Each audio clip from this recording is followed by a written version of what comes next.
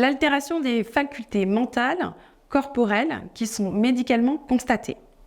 Les facultés mentales, comme vous pouvez le consulter, la définition est l'altération des facultés mentales d'une personne adulte signifie que celle-ci, en raison de troubles intellectuels ou psychiques, n'est plus en mesure de raisonner de façon appropriée et autonome, pour faire valoir ses propres intérêts.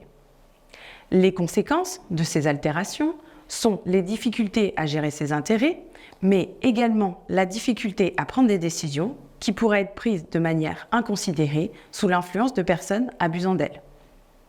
Petit point important, l'altération des facultés mentales entraîne une grande vulnérabilité, mais pour autant, ces adultes qui sont vulnérables ne souffrent pas forcément d'une altération de leurs facultés mentales.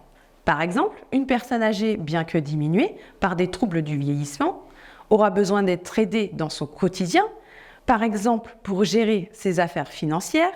La mise en place d'un système de procuration peut être évoquée, mais cette personne ne relèvera pas cependant d'une mise sous sauvegarde, curatelle ou tutelle.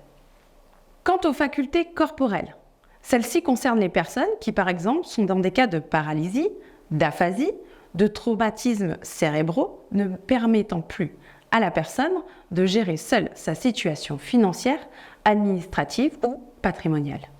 Les conséquences de ces altérations corporelles est d'empêcher la personne de pourvoir seule à ses intérêts, limite également ses possibilités mentales, mais elle est en capacité intellectuelle de raisonner. Mais son handicap physique, par exemple, l'empêche d'exprimer sa volonté, soit partiellement ou complètement.